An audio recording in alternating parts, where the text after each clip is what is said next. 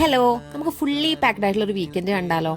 നമുക്ക് കുറച്ച് സമയം അധികം കിട്ടിക്കഴിഞ്ഞാൽ നമ്മൾ വെറുതെ ഫോൺ സ്ക്രോൾ ചെയ്യുക, അല്ലെങ്കിൽ ഓവർ തിങ്ക് ചെയ്യുന്ന ആൾക്കാരാണെങ്കിൽ ഓവർ തിങ്ക് ചെയ്ത് പിന്നെ നെഗറ്റീവ് തോട്ട്സ് ഒക്കെ തലയിൽ കയറ്റുക, ഇങ്ങനെയൊക്കെ ആയിരിക്കും.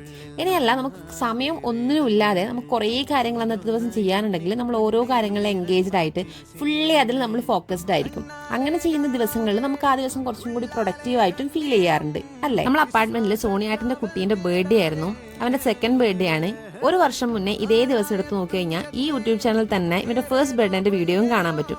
അന്നേരമാണ് ഞാൻ ആലോചിച്ചത് എത്ര പെട്ടെന്നാണ് ഒരു വർഷം കടന്നു പോയതെന്ന്. അങ്ങനെ നമ്മൾ ഓരോ കാര്യങ്ങളും പെട്ടെന്ന് പെട്ടെന്ന് പോകും. അതുകൊണ്ട് തന്നെ ലൈഫിൽ നമുക്ക് എന്തൊക്കെ ചെയ്യണം തോന്നുന്നോ അതൊക്കെ അങ്ങ് വേഗം വേഗം തന്നെ ചെയ്യുക. അല്ലെങ്കിൽ പിന്നെ എത്ര പെട്ടെന്നാണ് ലൈഫിലെ ഓരോ ദിവസങ്ങൾ കടന്നു പോകുന്നതെന്ന് നമുക്ക് പറയാൻ പറ്റില്ല. അങ്ങനെ നമ്മുടെ ബർത്ത്ഡേ ഒക്കെ നമ്മൾ അടിപൊളിയായിട്ട് ആഘോഷിച്ചു. വാവക്ക് കുറച്ച് ഫ്രണ്ട്സും കാര്യങ്ങളൊക്കെ ഉണ്ടായിരുന്നു. അങ്ങനെ നമ്മൾ ബർത്ത്ഡേ ഒക്കെ കഴിഞ്ഞിട്ട് നേരെ വീട്ടിലേക്ക് തിരിച്ചു വന്നു. അപ്പോൾ ബാക്കി വിശേഷങ്ങൾ നമുക്ക് നെക്സ്റ്റ് വീഡിയോയിൽ. Till then bye bye.